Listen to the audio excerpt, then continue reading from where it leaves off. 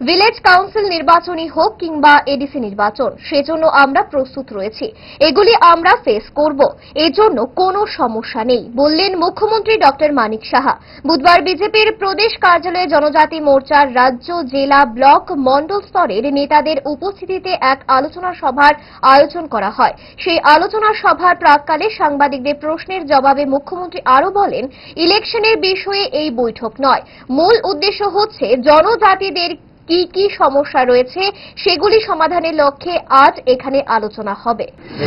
আগামী দিন আমরা ইলেকশন জন্য তো নিশ্চয়ই ইলেকশন আসবে, ইলেকশন আমরা ফেস করব, সেটা বিসি ইলেকশনই হোক, সেটা এডিসি ইলেকশনই হোক, তার জন্য আমরা প্রস্তুত আছি।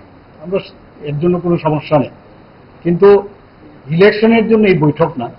আমরা ইলেকশন তো থাকবেই, কিন্তু তা ছাড়াও আমাদের মেইন হচ্ছে আমরা মানুষের জন্য, বিশেষ করে জনজাতির নেতৃবৃন্দদের নিয়ে আজকে বৈঠক। তাদের যে আমাদের যে জনজাতি ভাই বোনেরা আছেন তাদের বিষয়ে আজকে এখানে আলোচনা হবে, এবং তাদের কি কি আমরা আগামী দিন যে বিশেষ বিশেষ কিছু সমস্যা আছে সেই সমাধানের লক্ষ্যে আজকে এখানে আলোচনা হবে।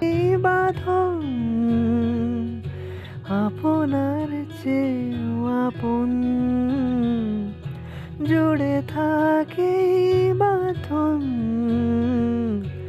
আপনার চেয়েও আপন।